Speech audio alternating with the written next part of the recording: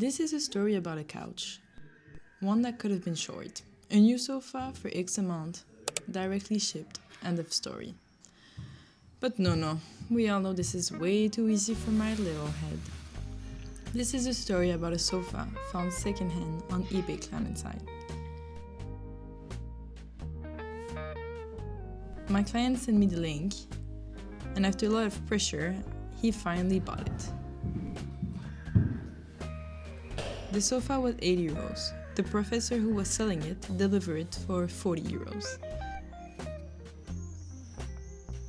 Total 120 euros for a sofa with a big hole and dirty fabric. This sofa was beautiful to my eyes. However, my sewing skill had never seen a project this big. When I called my mom to tell her, she said, "Do you even know how to do this, Mathilde?" I said, "No, but we all have to be delulus these days." She did not understand because delulu means delusional and she doesn't speak English. But let's not lose the story to mother-daughter relationship. First time I saw it, I quickly analyzed and measured it. And actually I never remeasured it. This is the drawing. I went to the fabric store to calculate how many meters I actually needed, because of course I didn't do this before going to the store. We had a sofa but no fabric. I believe I went to 6 different shops to find a proper fabric. I quickly realized that sofa fabric are not pretty, and the reason why the current fabric is so pretty, well, it's because it's not a sofa fabric. This is also the reason why it has a hole. So let's not make the same mistake twice, shall we?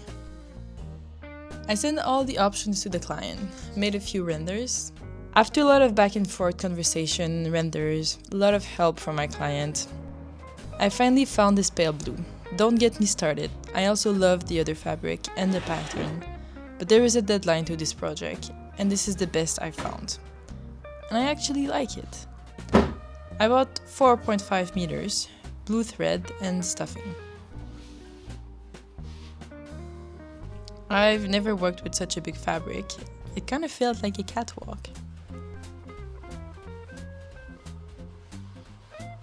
I brought one pillow home and started. The cushions inside are old, they are yellow-orange. That's why I bought more stuffing so I can roll them in. They create so much dust, but Dr. Internet told me that it's normal, and what she said, I believe. Still, I did it on the balcony. For the cushion, I simply had to dismantle the previous ones.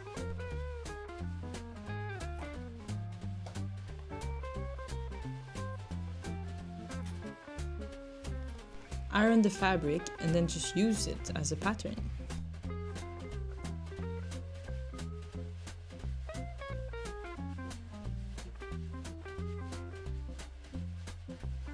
With the measurement I had, I started to cut the fabric.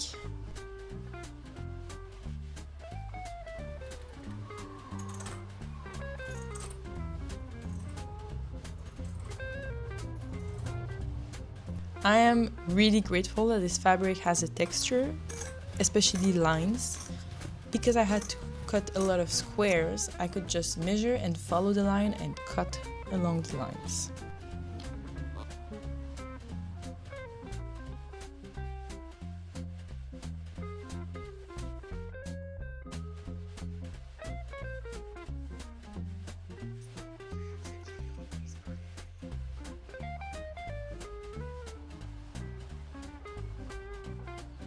I kept the previous zippers. Call it cheap or call it secular economy, but don't call it smart because it took me literally 40 minutes to find how to put back the zipper and how to close it.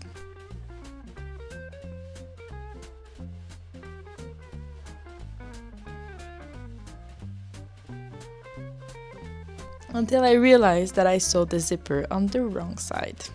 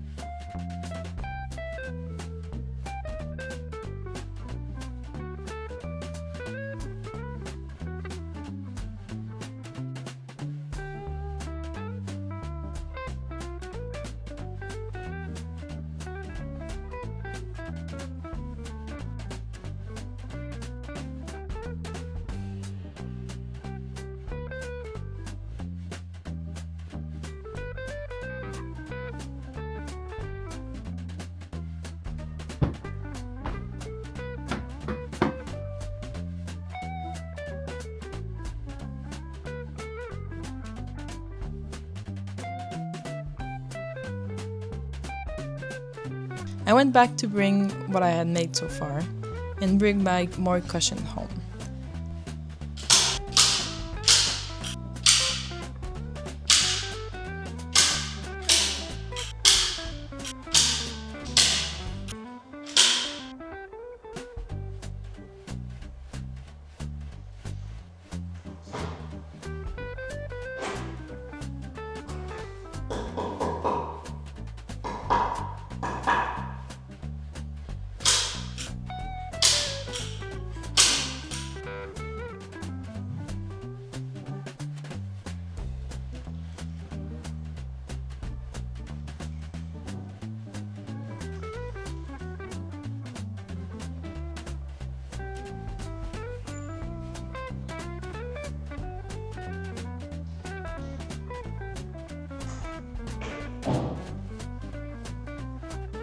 And that's where my client said, since you're here, would you mind helping me a bit?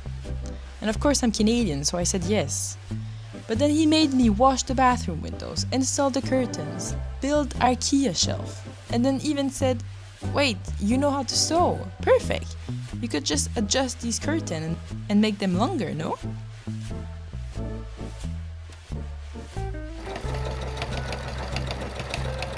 For the second and third pillow, I removed the zipper, but I kept it closed.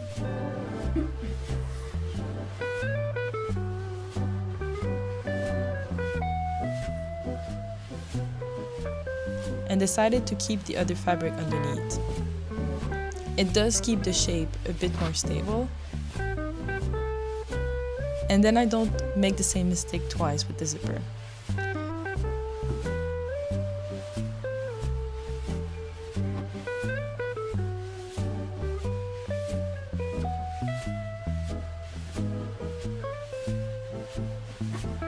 Brought the pillow, brought back another pillow and the side panel. It was a back and forth.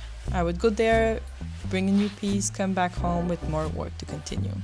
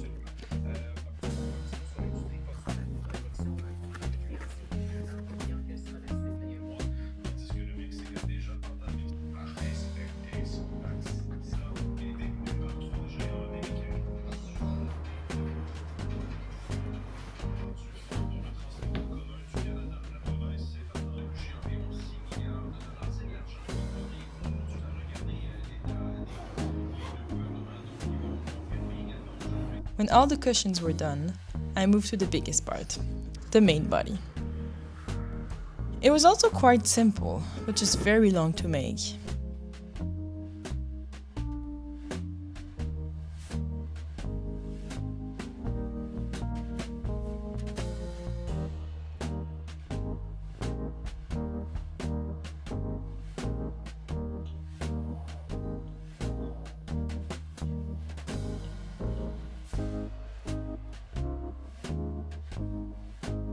I started by sewing the sides to the top fabric. then folded and sewed the corners. I cut the excess fabric underneath. This makes the corners sit nicer. I finished by top stitching everything. You can see here the difference between non-top stitch and top stitch seams. The time had finally come, where I brought all the remaining pieces to the office client.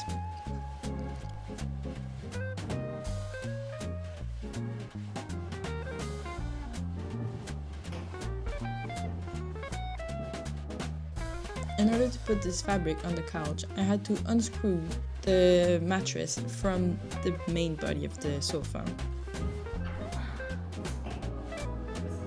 Once the mattress was removed, I could then tack the fabric on the main body. Thanks to a good friend, I got my hands on a tack machine.